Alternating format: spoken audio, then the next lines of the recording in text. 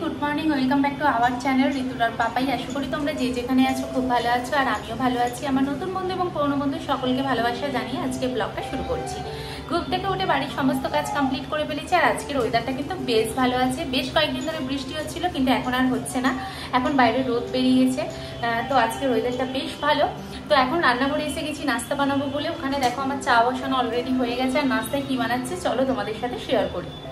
আজকে নাস্তায় বানাচ্ছি গোলা রুটি। তো এতে ময়দাতে জল দিয়ে আমি গুলিয়ে রেখে দিয়েছি নুন দিয়ে, আর এখানে অলরেডি আমার চা বসে গেছে।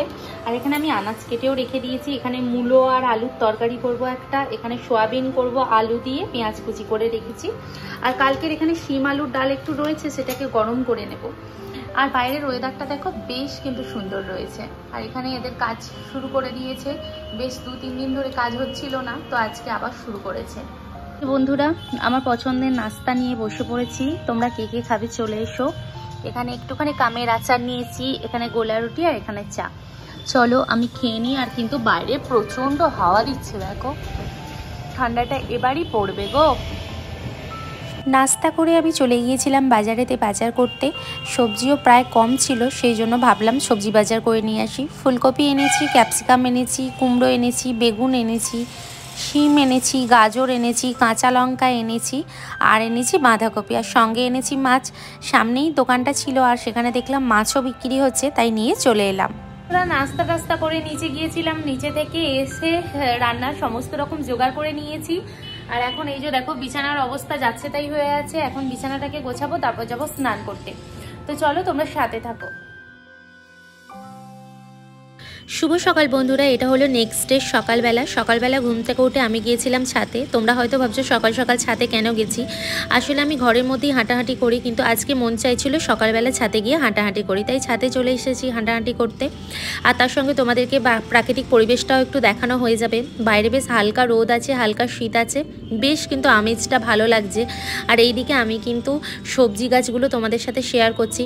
আমরা শহরের মানুষেরা এইভাবেই সবজি গাছ বসাই।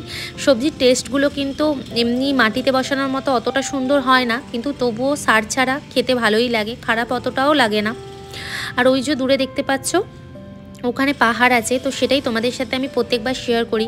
আসলে আমি দেখতে পাই, তোমাদেরকে শেয়ার করবার চেষ্টা করি। আর এই দিকটাতেই আছে আমাদের স্টেশনটা। আর আমাদের ছাদে না অনেক তুলসী গাছ হয়েছে। আসলে যে ঘরেতে প্রচুর তুলসী গাছ হয় বলে নাকি সেই ঘরে ভগবানের বাস হয়। তো জানি না ভগবানের বাস আছে কি নাই, তবে প্রচুর তুলসী গাছ হয়েছে।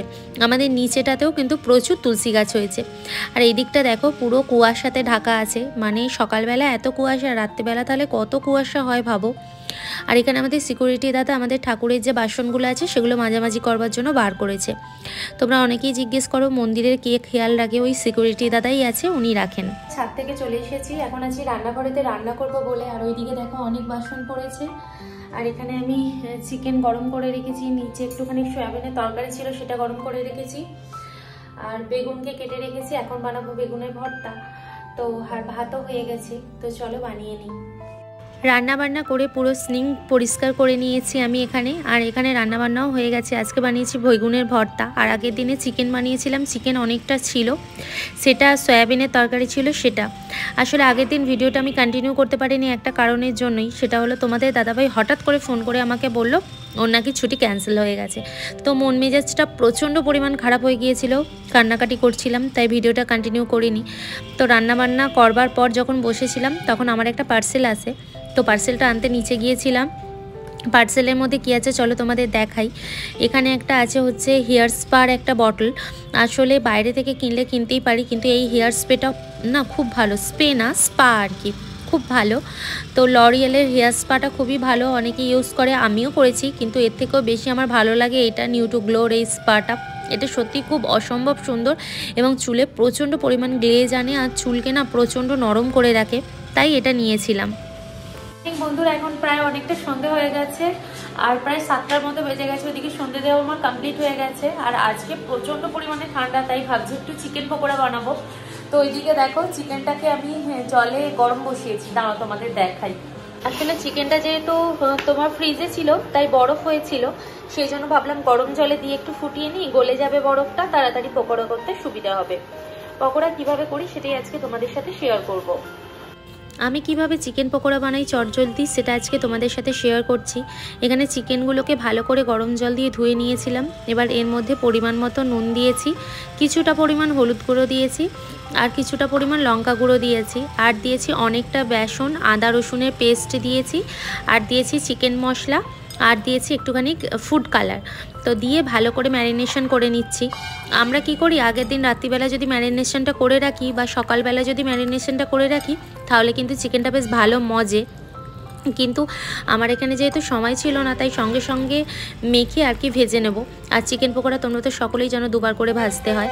তো এটাকে ম্যারিনেশন করে প্রায় 10 মিনিটের মতো রেখে দেবো। রেখে দিয়ে তারপর ভাজাভাজি শুরু করব।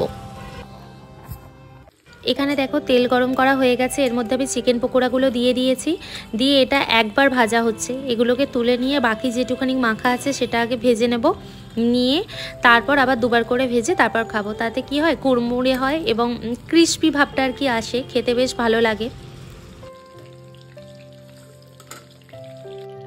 তোমরা চাইলে এর মধ্যে কর্নফ্লাওয়ারটা বেশি ইউজ করতে পারো, কর্নফ্লাওয়ার দিলে কিন্তু বেশি আর কি ক্রিস্পি ভাবটা আসে। আর এর সঙ্গে একটা ডিমও তোমরা দিতে পারো, আমি কিন্তু ডিমটা ইউজ করিনি, তো সেই জন্য আমি এমনি মেখে জাস্ট খাওয়ার মতো ভেজে নিচ্ছিলাম। আর কয়েকটাই চিকেন ছিল, সেই জন্য ভাবলাম অত ভালো করে আর করবার দরকার নেই, কোনো রকমে করে খেয়ে নিই, কারণ প্রচণ্ড ঠান্ডা লাগছে। এই ঠান্ডাতে এরকম চিকেন পকোড়া খেতে বেশ ভালো লাগে। বাইরে থেকে কিনে আনাই যায়, কিন্তু বাইরের জিনিসটা আমি একটু বেশি অ্যাভয়েড করে চলি। যাই হোক, আমার এখানে চিকেন পকোড়া রেডি হয়ে গেছে। সস, লাল চা, পেঁয়াজ আর চিকেন পকোড়া নিয়ে বসে পড়েছি।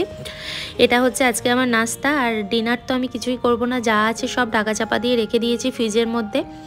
যাই হোক বন্ধুরা, কেমন হয়েছে আমার চিকেন পকোড়ার রেসিপি অবশ্যই আমাকে জানিও। আর তোমরাও চাইলে বাড়িতে এরকম চটজলদি বানিয়ে খেতেই পারো। চলো বন্ধুরা, আজকের ভিডিওটা এতটুকুই। যদি ভালো লাগে লাইক, কমেন্ট, শেয়ার আর সাবস্ক্রাইব করে পাশে থেকো। রাধে রাধে।